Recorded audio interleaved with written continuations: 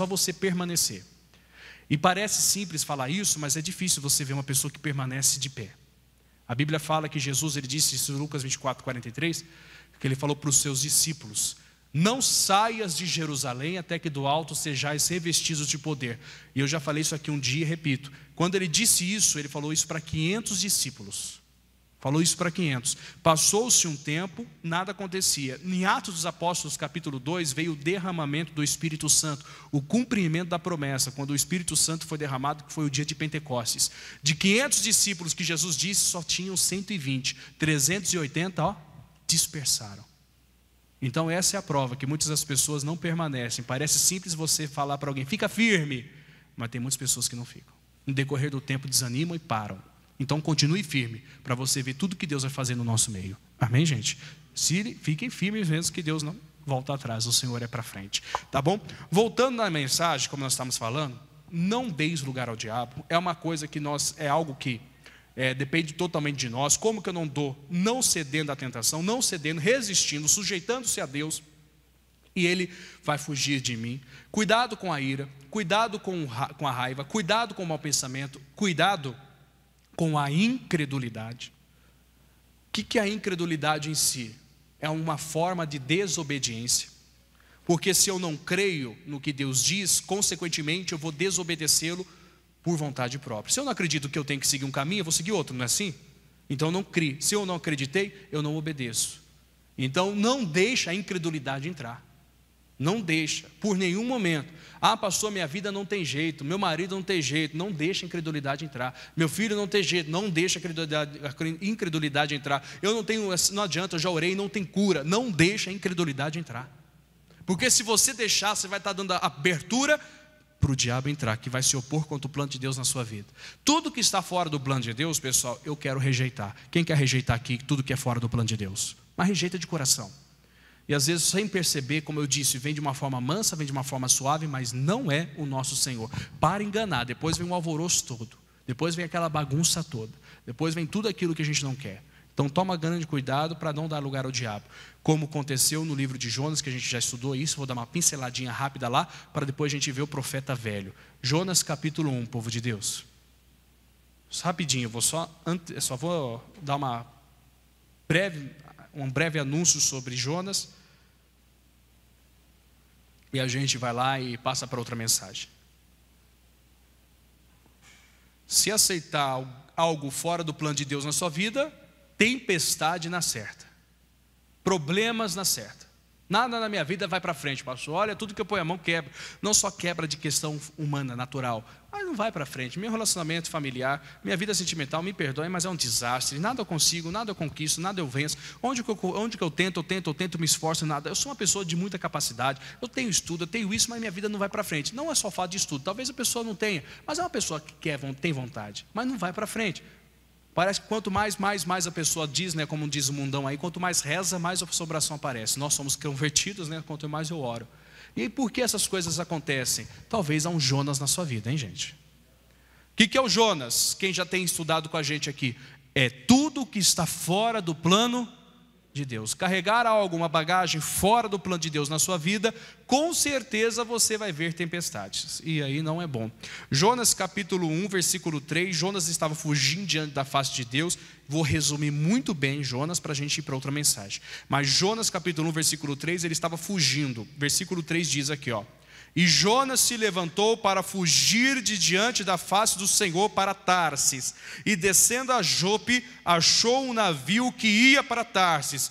Pagou, pois, a sua passagem e desceu para dentro dele, para ir com eles para Tarsis, de diante da face do Senhor. Então aqui resumindo, Jonas fugia diante de Deus. Ele que não queria ir para Nínive, como muitas pessoas fogem diante de situações que devem enfrentar. E ele não queria, então ele desceu para Jope e foi pegar um navio para Tarsis. Tarsis era uma terra próspera, onde que tinha muitos navios que levavam cargas também preciosas. Pelo menos pela história a gente entende isso.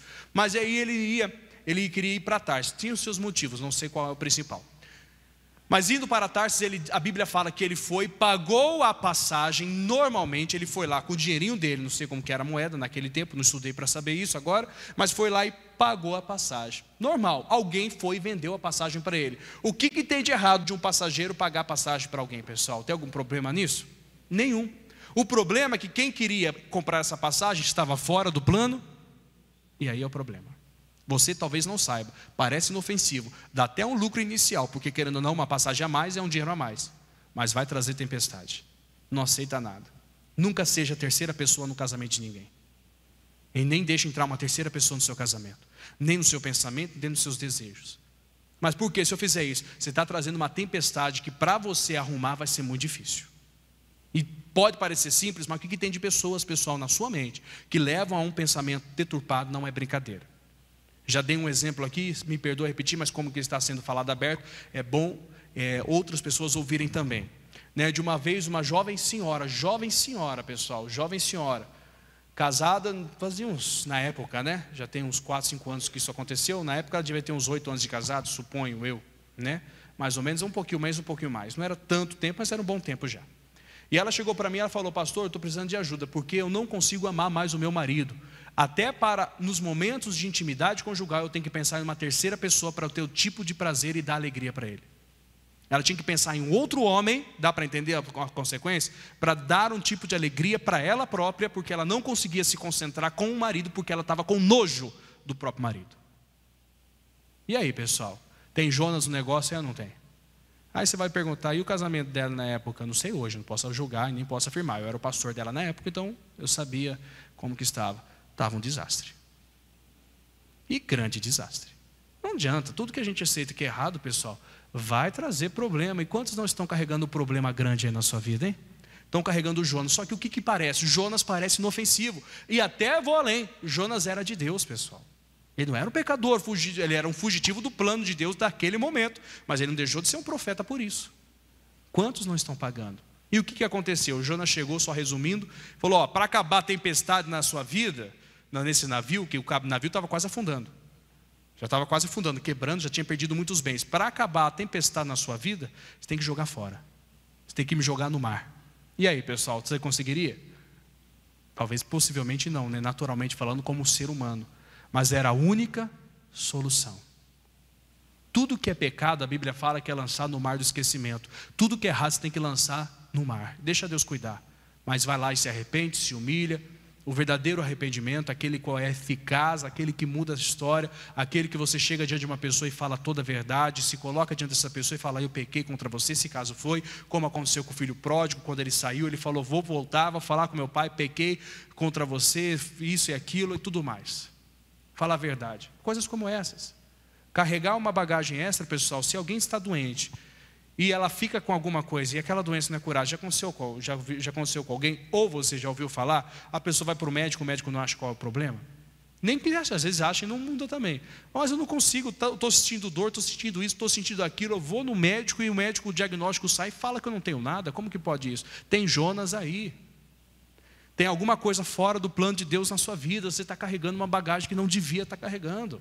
E o que acontece? Turbulência, tempestade. E o que eu tenho que fazer? Jogo Jonas fora. Vai doer, vai fazer, não mandei se envolver com Jonas, agora manda ele fora.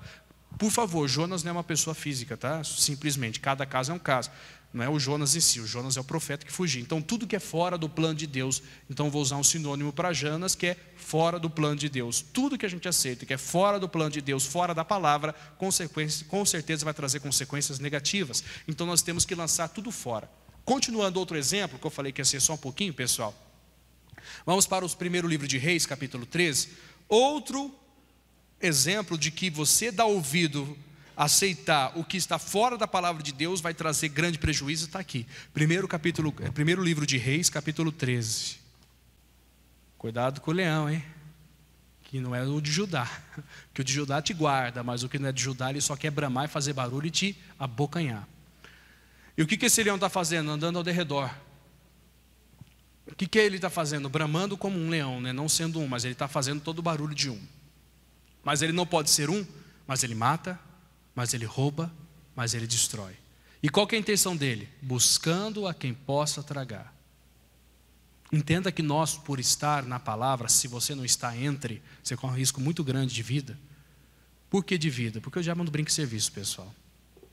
E nós temos que despertar por isso.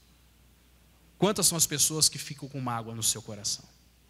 Eu sei que sou maçante falando sobre isso, mas é necessário. Quantas pessoas sentem raiva, inveja? Inveja de Deus, pessoal? Tem alguém aqui que fala que é inveja de Deus? Tem uns que dizem que existe uma inveja santa. Eu não acredito nisso, não. Acho que inveja é tudo inveja. Eu já falei sobre inveja uma vez. Inveja é a mágoa que a pessoa tem do sucesso alheio. Você fica magoado porque a fulano tem e você não tem. Porque o fulano conquistou e você não conseguiu. Você não quer o que a pessoa tem. Você só fica magoado com a situação. Isso é bíblico, não, perdão. Além de ser bíblico também, a inveja, né, fala sobre isso. Isso está no dicionário. É só você observar.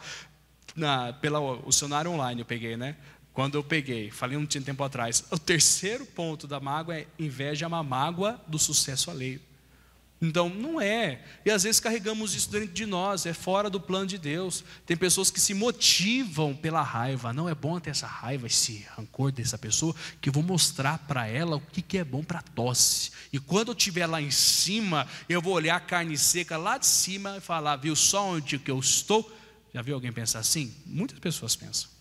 Talvez não fale desse jeito que eu falei, né? Mas na sua mente, fala, está aí hoje, espera e verá. Não. Se o Senhor vai honrá-lo para a glória dele, para você estender as mãos e fazer a diferença, não pisar em ninguém.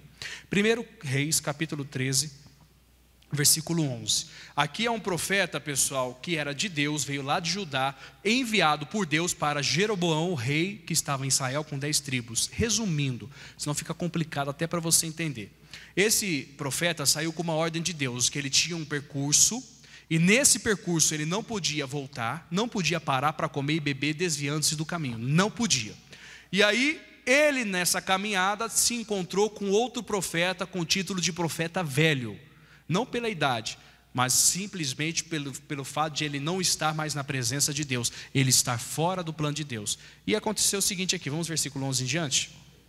E morava em Betel um profeta velho, e vieram seus filhos e contaram-lhe tudo o que o homem de Deus fizera aquele dia em Betel, e as palavras que dissera ao rei.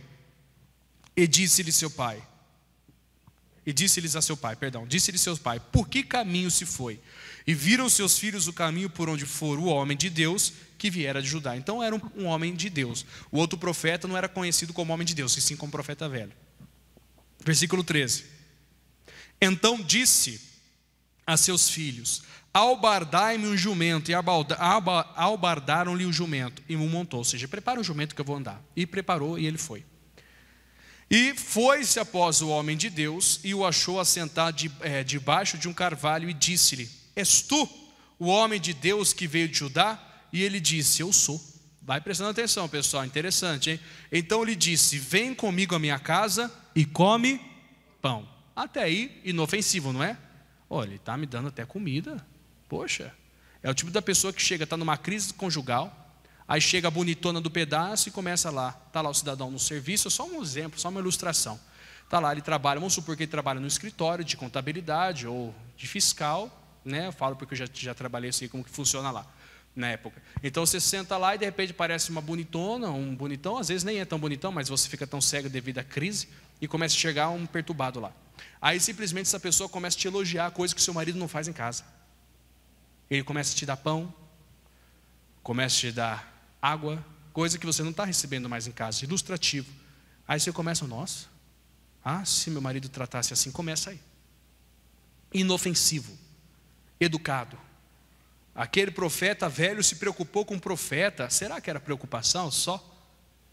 Cuidado, pessoal, não deis lugar ao diabo.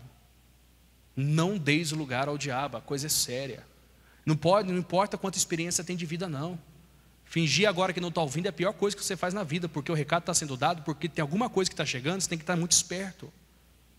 Final de ano está aí, pessoal. O que tem de gente que leva cachaça na goela não é brincadeira, não. É só esse ano, é só no Natal, pastor. Para com isso. Radicalismo, que bobeira. Só um copinho de champanhe.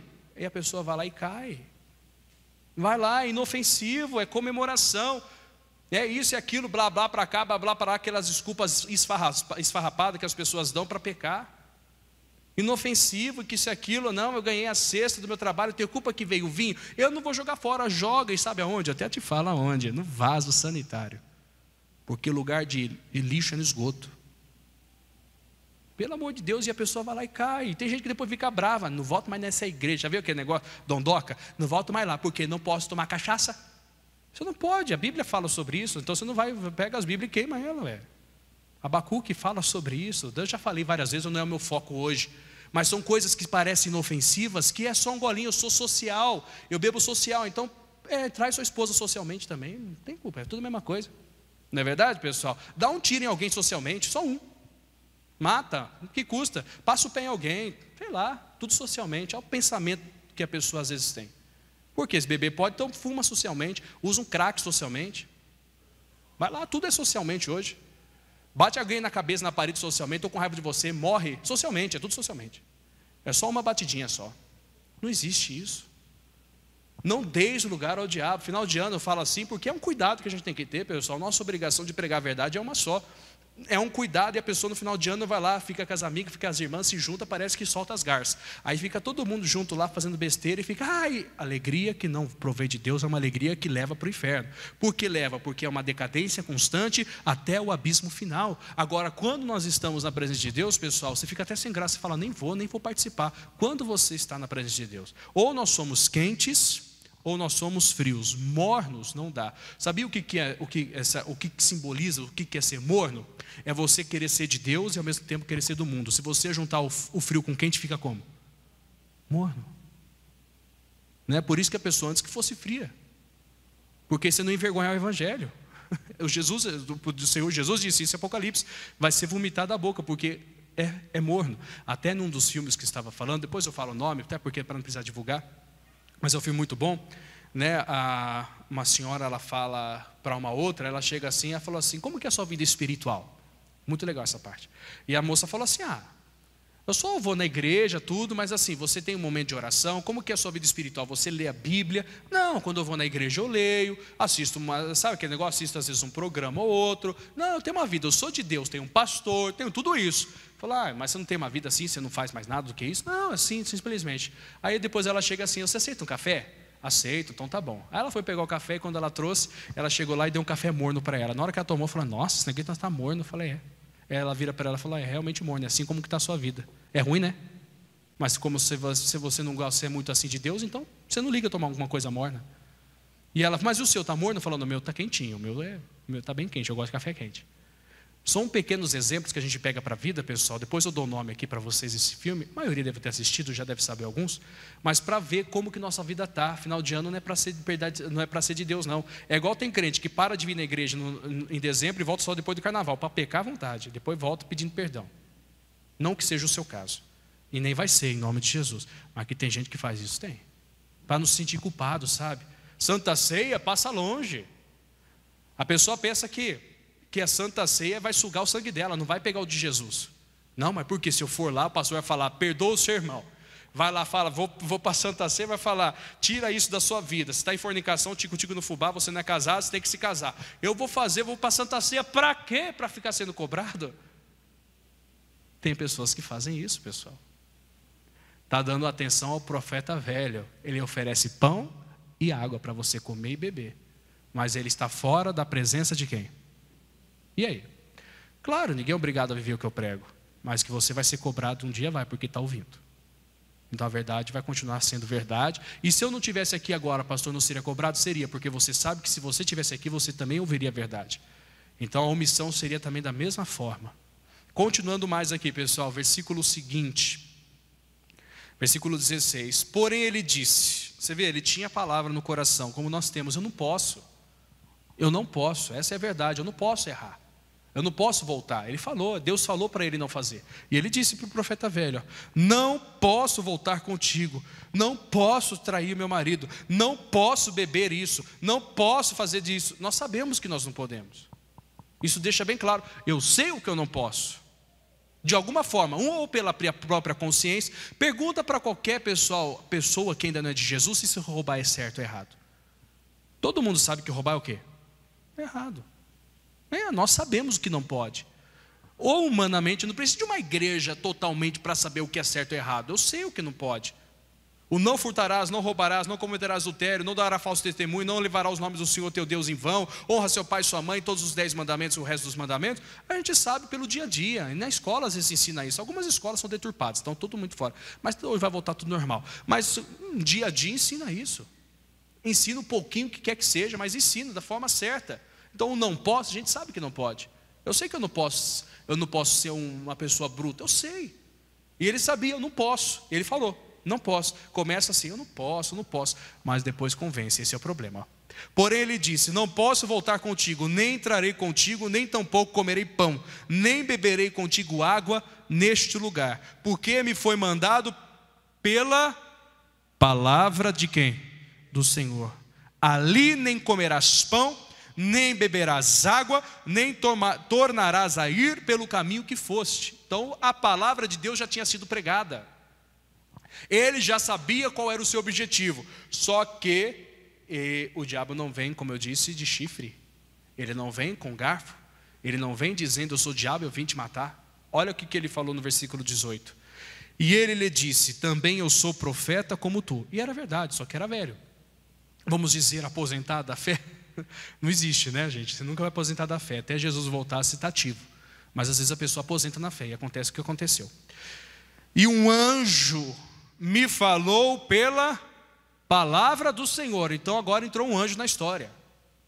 A pessoa quer se espiritualizar. Cuidado, muito cuidado com aquele que fala o que quer te agradar.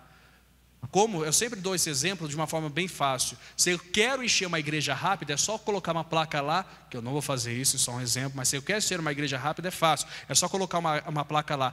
Igreja fulana de tal, aqui você entra e não precisa dar dízimo, nem oferta. Você vai ver, oh, que benção, encontrei uma igreja que agora não pede dinheiro. Aí a pessoa vem. Mas é bíblico isso, que tem que pedir. Só que se você quer ganhar, você vai fazer o que a pessoa quer. Agradar, quer que fazer que agrada. Não, de maneira nenhuma. A verdade é uma só. Quem vai honrar a verdade é Deus. Quem vai honrar a mentira, que não honra de verdade, é o diabo. Eu não quero nada que é mentiroso. Presta atenção que tem mais aqui, pessoal. Então ele usou como se fosse um anjo, dizendo, faze-o voltar contigo à tua casa, para que coma pão e beba água. Aí está bem parênteses aqui, que eu gosto bastante, do jeito que está escrito, porém, mentiu-lhe. Quem é o pai da mentira? Todo mundo sabe que é o diabo. João 8,44. E aí? O problema qual que foi disso tudo? Esse profeta de Deus, que veio lá de Judá, um homem de Deus, que ele orava e Deus respondia, ele acreditou. Afinal, ele possivelmente estava com fome, estava com sede, veio de acordo com a necessidade dele. É só a gente lembrar rapidinho, por exemplo, de Mateus 4, quando Jesus foi levado pelo Espírito Santo ao deserto. Jesus foi levado para lá, ele foi tentado, e a Bíblia diz que quando ele teve fome, o diabo veio e o tentou, foi na necessidade.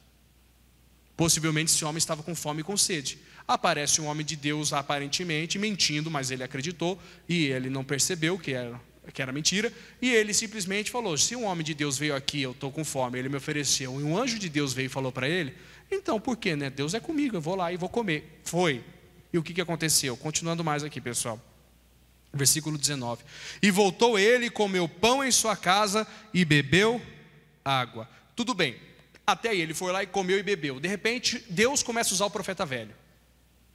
Aí o negócio fica sério. Eu não sei se vocês já ouviram esse testemunho que o missionário conta, de uma irmã, não sei quem que é essa pessoa, não sei quando que aconteceu, não é muito tempo atrás não.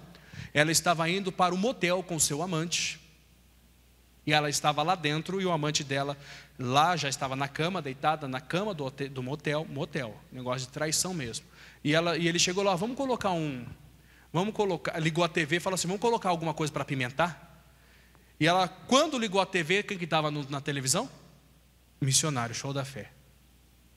E ele falou, não, agora não é clima para isso. Ele falou, não, deixa, já que ligou aí, porque ela era cristã, e ela estava sendo tentada.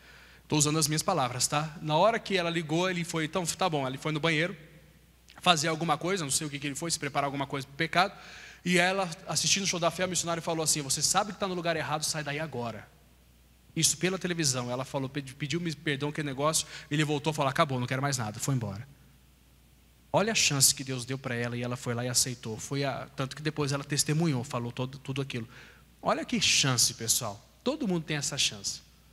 de simplesmente não fazer o que é errado. Olha que só onde que ela chegou e aonde que Deus foi até lá. Antes do pecado, Deus ele te informa ainda, ele te ajuda. Para quê? Para ficar de pé. Ela devia estar alguma coisa, alguma crise, alguma coisa, e já estava quase caindo na lábia do rapaz, claramente do demônio, que mentiu com certeza para seduzir.